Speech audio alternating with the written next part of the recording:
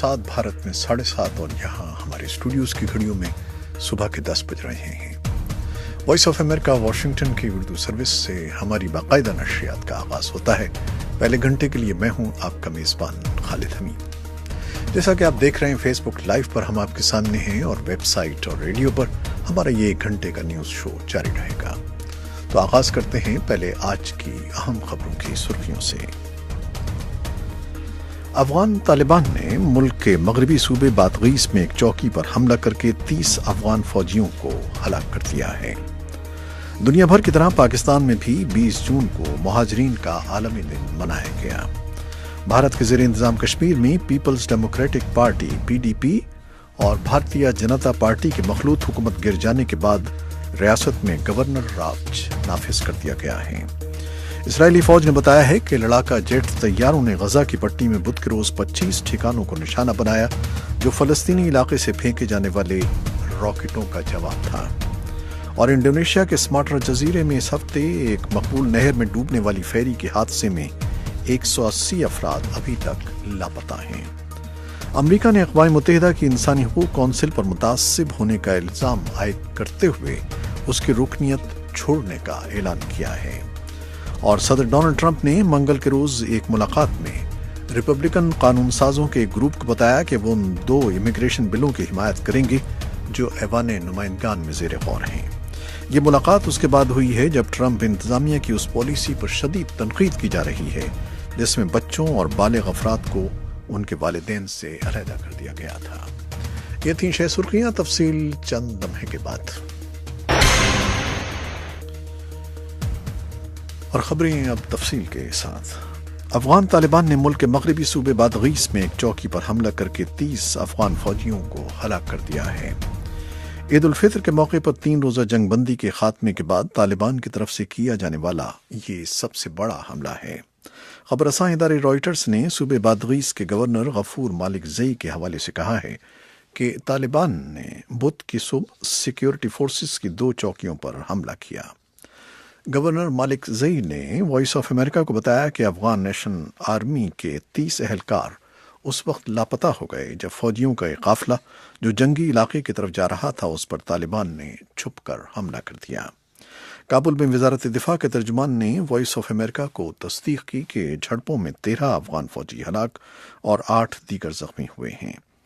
बादगीस में सिक्योरिटी अहदेदारों ने बताया है कि अफगान फोर्सेस ने अपोजिशन को भी भारी नुकसान पहुंचाया और 15 तालिबान हमलावरों को हलाक कर दिया। दुनिया भर की तरह पाकिस्तान में भी 20 जून को मुहाजिरीन का आलमी दिन मनाया गया। अक़वाम मुत्तहिदा के इदारे बराए मुहाजिरीन UNHCR के मुताबिक दुनिया भर में मुश्किलात और तनाज़ात के बाइस अपना घर बार छोड़ने पर मजबूर अफराद की तादाद 6 करोड़ 85 लाख तक पहुंच गई है। UNHCR ने मंगल को जारी की जाने वाली अपनी एक रिपोर्ट में कहा है कि अपना वतन या घर छोड़ने वाले ऐसे अफराद में शाम के शहरी और म्यांमार के रोहिंग्या सरे फहरिस्त हैं। पाकिस्तान अब भी अफगान मुहाजिरीन की मेज़बानी करने वाला सबसे बड़ा मुल्क है, जहां लगभग 14 लाख इंदराज शुदा जबकि तकरीबन 10 लाख अफगान पनागज़ीं गैर कानूनी तौर पर मुकीम हैं। भारत के ज़ेर इंतज़ाम कश्मीर में पीपल्स डेमोक्रेटिक पार्टी PDP और भारतीय जनता पार्टी की मखलूत हुकूमत गिर जाने के बाद रियासत में गवर्नर राज नाफिज कर दिया गया है। श्रीनगर में राजभवन गवर्नर हाउस से बुध को जारी किए जाने वाले एक बयान में कहा गया है कि भारत के सदर रामनाथ कोविंद की तरफ से मंजूरी मिलने के बाद गवर्नर नरेंद्र नाथ दोहरा ने वो आइन की दफ़ा 92 के तहत रियासती असम्बली को मुअत्तल करते हुए गवर्नर राज नाफिज कर दिया है। इस बारे में हमारे पास एक रिपोर्ट भी है जो कुछ देर में हम आपको सुनवाएंगे। इजरायली फौज ने बताया है कि लड़ाका जेट तैयारों ने गजा की पट्टी में बुध के रोज 25 ठिकानों को निशाना बनाया, जो फलस्तीनी इलाके से फेंके जाने वाले रॉकेटों का जवाब था। फौज ने बताया कि उनके मिसाइल शिकन निज़ाम ने उन रॉकेटों को तबाह कर दिया जो गजा की जानिब से गुज़श्ता रात इसराइल की तरफ फायर किए गए थे। जवाबी कार्रवाई के तौर पर इसराइली तैयारों ने उन फौजी अड्डों पर हमले किए जो इसराइली फौज के मुताबिक अस्करियत पसंद तंजीम हमास से ताल्लुक़ रखते हैं। ताज़ा तरीन जारियत ऐसे में हुई है जब गजा में 30 मार्च को सरहद पर एहतजाजों और झड़पों के बाद کشیدگی بڑھ گئی ہے، جس دوران 123 فلسطینی ہلاک ہو گئے تھے، جبکہ اسرائیل کا کوئی جانی نقصان نہیں ہوا تھا۔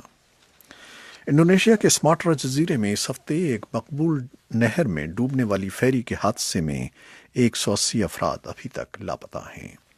غوطہ خور اور زیر زمین ڈرونز حادثے کا شکار لوگوں کو تلاش کر رہے ہیں۔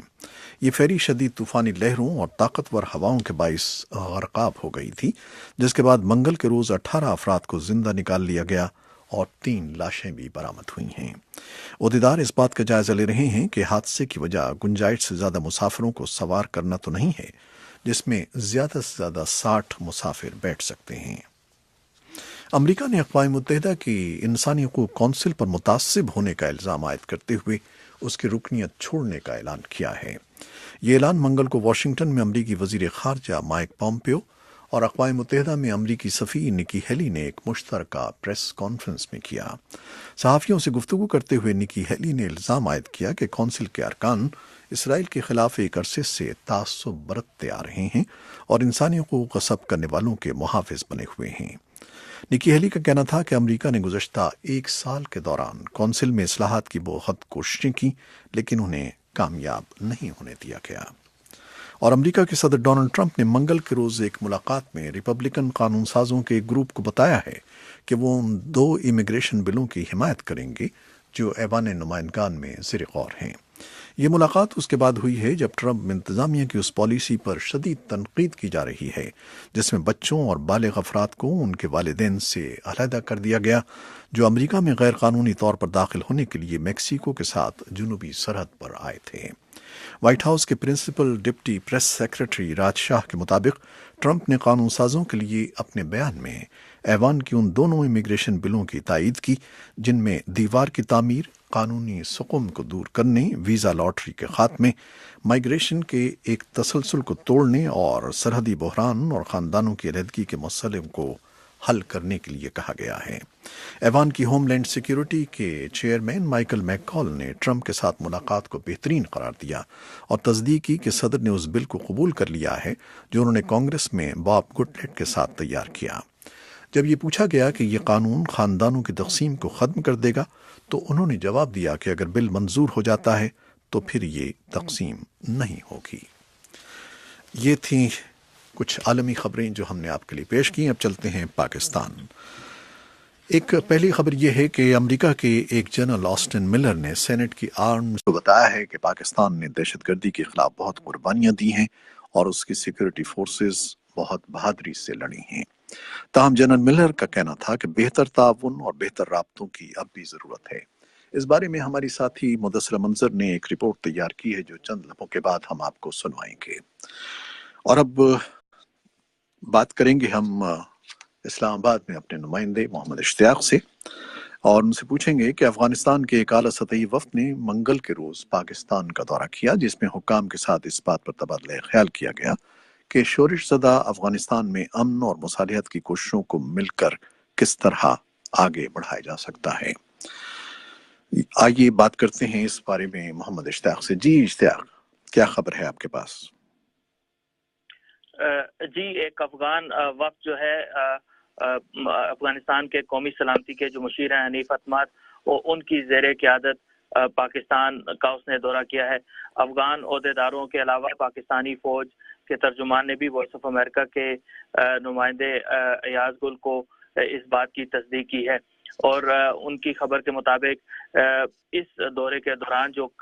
خاص طور پر جو افغانستان میں امن کے بارے میں بات چیت کی گئی اور یہ کہا گیا کہ پاکستان اپنا کردار ادا کرے کہ وہ جنگ بندی جو کہ عید کے موقع پر 3 روز تک کے لیے ہوئی تھی، پاکستان اپنا اثر و رسوخ استعمال کرتے ہوئے اس جنگ بندی میں توسیع کے لیے کوششیں کرے، جبکہ ساتھ ہی ساتھ یہ بھی جو ان کی چند گھنٹوں کا قیام بتایا جاتا ہے کہ پاکستان ہوا، ان کی ملاقات کا جو محور تھا وہ افغانستان میں امن و سلامتی کے ساتھ ساتھ جو پاکستان افغانستان ایک سولیڈیرٹی کمیشن جس پر اتفاق ہوا تھا اس پر پیش رفت کا جائزہ لینا بھی تھا۔ افغان اعلیٰ سطحی وفد نے اطلاعات کے مطابق پاکستان کے انٹیلیجنس ادارے ISI کے سربراہ سے ملاقات کی۔ یہ دورہ ایک ایسے وقت ہوا ہے جبکہ افغانستان میں امن و مسالت کے لیے کوششیں جاری ہیں۔ صدر اشرف غنی نے عید سے قبل افغانستان میں جنگ بندی کا اعلان کیا، جس کے بعد طالبان نے بھی اس کا کچھ مثبت جواب دیتے ہوئے 3 روز تک حملے نہ کرنے کا فیصلہ کیا عید الفطر کے موقع پر۔ لیکن جیسے ہی عید الفطر کا اختتام ہوا اسی رات سے انہوں نے حملوں کا آغاز کر دیا۔ اس کے باوجود کہ افغان صدر اشرف غنی نے عید کے دوسرے دن اعلان کیا تھا کہ حکومت یکطرفہ طور پر اپنے طور پر اس جنگ بندی میں مزید 10 روز کی توسیع کر رہی ہے، لیکن طالبان نے اس کا کوئی مثبت جواب نہیں دیا۔ پاکستان اور افغانستان کے درمیان رابطوں میں حالیہ ہفتوں میں اضافہ ہوا ہے اور پاکستانی فوج کے سربراہ جو ہیں جنرل قمر جاوید باجوہ اور انٹیلیجنس ادارے ISI کے سربراہ اور دیگر جو عسکری حکام ہیں انہوں نے حال ہی میں افغانستان کا دورہ کیا اور وہاں بھی جو بات چیت کا محور تھا افغان قیادت سے وہ افغانستان میں امن و سلامتی تھا۔ یہ بتائیے گا کہ ملا فضل اللہ کے ہلاک ہونے کے بعد اس دورے کی اہمیت کچھ بڑھ گئی ہے، کچھ اس میں اضافہ ہوا ہے؟ جی، ملا فضل اللہ کی ہلاکت کے بعد پاکستان میں عمومی طور پر یہی کہا جا رہا ہے کہ یہ ایک مثبت اقدام تھا اور پاکستان کی طرف سے اس کو سراہا بھی گیا ہے، خاص طور پر جب افغان صدر نے پاکستان کے نگران وزیر اعظم اور فوج کے سربراہ سے بات چیت کی تو اس دوران بھی انہوں نے افغانستان کی کوششوں کو سراہا اور اس کی تعریف کی کہ کیوں کہ فضل اللہ کو وہاں مارا گیا ہے۔ پاکستان ایک طویل عرصے سے یہ مطالبہ کر رہا تھا کہ ملا فضل اللہ افغانستان کی سرزمین پر موجود ہے اور اس کے خلاف کارروائی ہو، تو اس تناظر میں آپ نے بالکل درست کہا، یہ دورہ اس لیے بھی اہم ہے کہ اس سے دو طرفہ تعاون کی غمازی ہوتی ہے کہ دونوں ممالک مل کر اب نہ صرف ایک دوسرے کا تعاون حاصل کرنے کی کوشش کر رہے ہیں بلکہ عملی طور پر تعاون کیا بھی جا رہا ہے۔ جی ہاں، عملی طور پہ تعاون بھی جاری ہے۔ ایک اور مسئلے پہ بات کرتے ہیں۔ آپ جانتے ہیں کہ آج مہاجرین کا، پناہ گزینوں کا عالمی دن منایا جا رہا ہے اور پاکستان میں بھی منایا گیا، اور پاکستان میں لاکھوں پناہ گزین موجود ہیں افغان، تو ان کی گزر بسر کیسے ہو رہی ہے، کیا حالات ہیں؟ کچھ آپ نے کوئی معلومات کی اس بارے میں؟ جی، اسلام آباد میں ایک واحد کچی بستی جو کہ افغان کچی بستی کے نام سے مشہور ہے، وہاں پر ہم نے کچھ لوگوں سے بات کی اور ان میں سے زیادہ تر وہ لوگ تھے جو کہ یا تو وہ یہاں پیدا ہوئے اور اب ان کی جو آئندہ نسل ہے وہ بھی یہاں جوان ہو رہی ہے، تو لگ بھگ 2000 خاندانوں پر مشتمل اس بستی کے لوگوں میں سے بعض کا یہ کہنا تھا کہ اب پاکستان ہی ان کا وطن بن چکا ہے کیونکہ ان کی پیدائش یہاں ہوئی ہے، اب ان کے بچے بھی یہاں پل بڑھ رہے ہیں اور وہ اپنے والدین کے ہمراہ یہاں آئے تھے، تو اب وہ یہاں سے نہیں جانا چاہتے کیونکہ وہ بزرگ جو کہ اپنے بچوں کے ساتھ یہاں آئے تھے ان میں سے بعض کی تدفین بھی پاکستان ہی میں ہوئی ہے، تو وہ یہاں سے ان کی ایک خاص لگاؤ ہے اور ان کا کہنا ہے کہ اگر انہیں واپس بھیجا بھی گیا تو وہ پھر ویزا لے کر پھر پاکستان آنے کو ترجیح دیں گے، اس لیے وہ نہیں جانا چاہتے۔ اور ساتھ ہی ساتھ ان کا یہ بھی کہنا ہے کہ دنیا کے جو دیگر ممالک خاص طور پر یورپی ممالک جو لوگ جاتے ہیں پناہ گزین کے صورت میں انہیں وہاں کچھ عرصے کے بعد شہریت دے دی جاتی ہے اور اب پاکستان بھی انہیں شہریت دے، لیکن کچھ افغان جو ہیں وہ ان کا یہ بھی کہنا ہے کہ وہ چاہتے ہیں کہ ان کے ملک میں امن آئے اور اگر جب وہاں امن آئے گا تو پھر وہ ان کی پہلی ترجیح ہوگی کہ وہ اپنے وطن واپس جائیں۔ اور ان میں سے کچھ گلاب خان کا کہنا تھا کہ اگر امن آ جائے تو پھر پاکستان کو یا دنیا کے کسی ملک کو انہیں یہ نہیں کہنا پڑے گا کہ وہ افغان مہاجرین یہاں سے واپس جائیں بلکہ وہ از خود وہاں جانے کو ترجیح دیں گے اور اپنے ملک میں رہیں گے۔ جی بہت شکریہ محمد اشتیاق آپ کا۔